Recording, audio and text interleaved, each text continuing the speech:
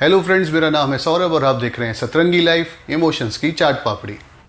अरे भाई ऐसे क्यों बीच में घुसते हो? अच्छी बात नहीं है ना।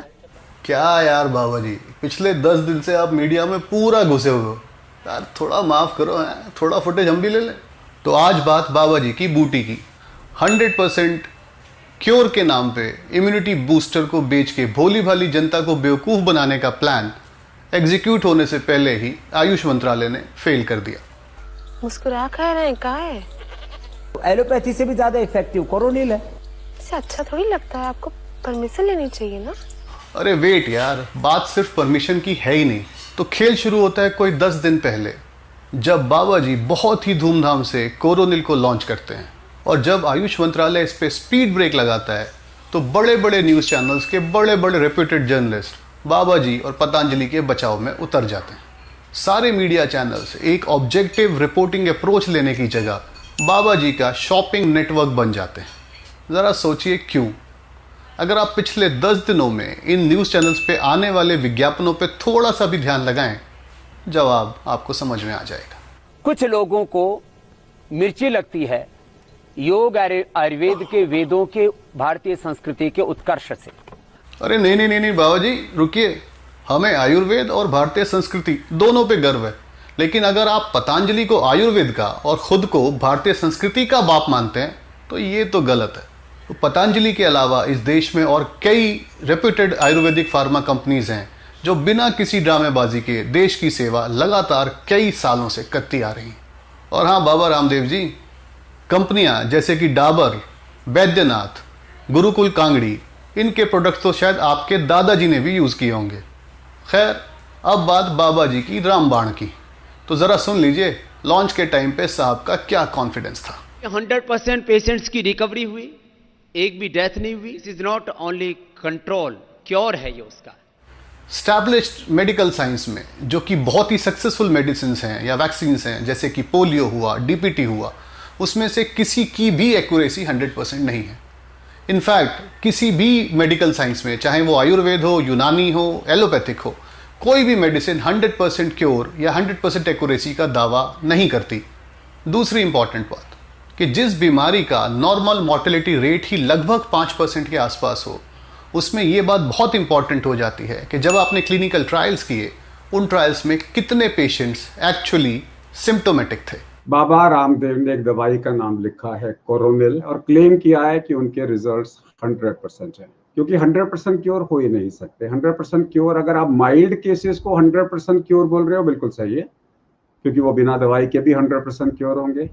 अब ये मत कहिएगा कि डॉक्टर अग्रवाल भी आयुर्वेद और देश की संस्कृति के विरोधी हैं।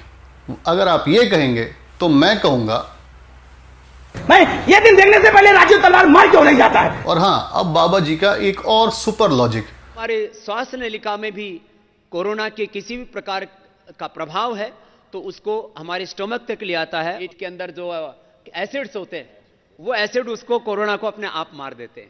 ओ बाबा जी, आज मुझे सच में महसूस हो रहा है कि अपने एमबीए की डिग्री को साले फाड़ के नाली में फेंक दूं। मेरी बेटी क्लास 9th में है और उस तक को पता है कि हमारी बॉडी में रेस्पिरेटरी सिस्टम और फूड सिस्टम दोनों अलग अलग होते हैं। एक बीमारी जो रेस्पिरेटरी ऑर्डर से रिलेटेड है, उसका वायरस रेस्पिरेटरी ऑर्डर से होते हुए पेट तक कैसे पहुंच जाएगा और पेट में कैसे मर जाएगा, बाबा जी अगर इसका जवाब दे दो तो फिर आपसे एक ही सवाल पूछना है। हम गधे हैं। हमने दवाई के अंदर तो ये हमने कहा ही नहीं कि ये हम कोरोना को जो है कंट्रोल करते हैं, क्योर करते हैं। अरे आचार्य बालकृष्ण जी प्रणाम, आप भी इसमें कूद गए। फिर से सोच लीजिए, नहीं कहा। This is not only control, cure है ये उसका। हे बालकृष्ण जी, ये तो अनर्थ हो गया। अब इसका दोष किसके मत्थे मढ़ेंगे? ये एक सुनियोजित भ्रम और षड्यंत्र की बू आती है। धत तेरे की यार। अरे सर, फिर से वही सास बहू और साजिश की घिसी पिटी थ्योरी। एक बात बताइए, ये सारी की सारी एमएनसीज सिर्फ पतंजलि के अगेंस्ट ही साजिश क्यों करती हैं? फिर देश में कोई और भी तो फार्मा कंपनीज है ना, उनके अगेंस्ट तो कभी भी साजिश नहीं होती। ये पतंजलि के साथ इन एमएनसीज का कौन सा सास बहू का रिश्ता है? बात ये सच है कि खरबूजे को देखकर ही खरबूजा रंग बदलता है। नहीं समझ में आया तो आगे देखिए। असली माल तो अपनी अंटी से हम अब निकाल रहे हैं। 500 रुपए की एक गोली है, फेविफ्लू है। दूसरे भी कोई कोविफोर है। ये लोग भी 5,000 रुपए का एक इंजेक्शन लगा रहे हैं और वो 500 रुपए की एक गोली दे रहे हैं, 5,000 रुपए का एक इंजेक्शन दे रहे हैं। उस पर किसी ने प्रश्न चिन्ह नहीं लगाया। फेबिफ्लू बाबा जी के अकॉर्डिंग 500 रुपए में एक गोली। कितने कॉन्फिडेंस से बाबा जी ने कहा, हो गया ना विश्वास आपको? तो अब हम आपको इसमें देंगे एकता कपूर के सीरियल जैसा भयंकर ट्विस्ट। फेबिफ्लू की करीब 34-35 गोलियों का रफली MRP 3500 रुपए है, यानी एक गोली पड़ती है, आपने सही समझा, 500 रुपए की नहीं, 100 रुपए की। तो चलिए बाबा जी की दूसरी शिकायत भी दूर कर देते हैं कि क्यों कोई भी इन MNCs की दवाइयों पर सवाल नहीं उठा रहा। इसलिए बाबा जी, क्योंकि इन मल्टीनेशनल कंपनीज ने ऐसे फ्लिमजी और बड़े बड़े दावे नहीं किए जो आपकी कंपनी ने किए। मीडिया में फ्री की पब्लिसिटी, वो भी 10 दिन तक आपने की, उन मल्टीनेशनल कंपनीज ने नहीं। और हाँ बाबा जी, चलते चलते आप ही ने कहा था ना कि इस बीमारी के लिए तो एलोपैथिक दवाई लेने की जरूरत ही नहीं है। कोरोना में कोई एलोपैथी की दवाई लेने की आवश्यकता नहीं है। जो वेंटिलेटर पर चले गए हैं उनके लिए अलग बात है।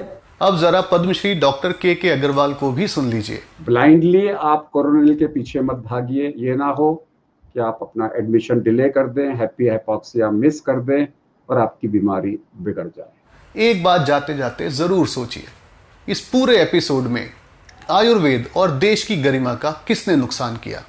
उन लोगों ने जिन्होंने बाबा जी के टॉल क्लेम्स पे सवाल पूछे, या खुद बाबा रामदेव और पतंजलि ने?